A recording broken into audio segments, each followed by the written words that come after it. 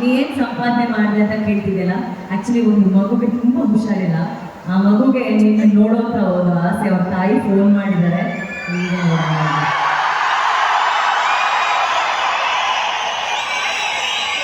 ಈಗ ಚೆನ್ನಾಗಿದೆಪ್ಪ.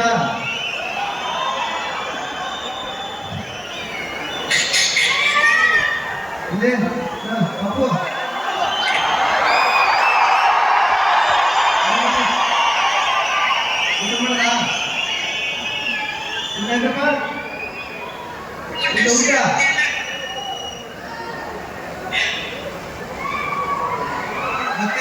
ಮನೆಗೆ ಬರ್ತೀನಿ.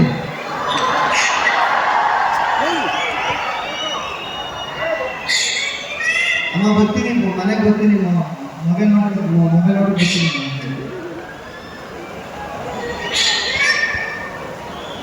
ಅನ್ಕೊಳಕ್ಕ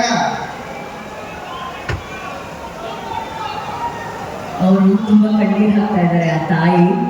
ಆ ಮಗುಗೆ ತುಂಬಾ ಹುಷಾರಿಲ್ಲ. ಬಟ್ ಆ ಹುಷಾರಿಲ್ಲರೋ ಮಗುಗೂ ಕೂಡ ಗೊತ್ತಿರುವಂತ ಒಂದು ಹೆಸರು ಈಗ ಅಂದ್ರೆ ಅದು ಗಿಲ್ಲಿ.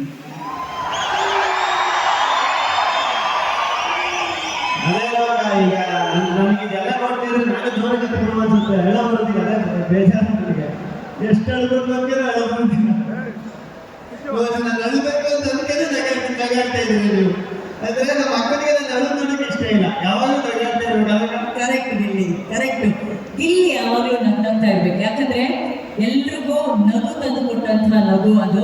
ಇವತ್ತಿನ ದಿನ ಎಷ್ಟೋ ಜನಕ್ಕೆ ಎಷ್ಟೋ ಟೆನ್ಷನ್ ಇರ್ತಿತ್ತು. ಆ 3-4 ತಿಂಗಳು ಎಲ್ಲರ ಮನಸ್ಸುಗಳಿಗೆ ನಗು ತಂದು ಕೊಟ್ಟಿರುವಂತಹ ಗಿಲ್ಲಿ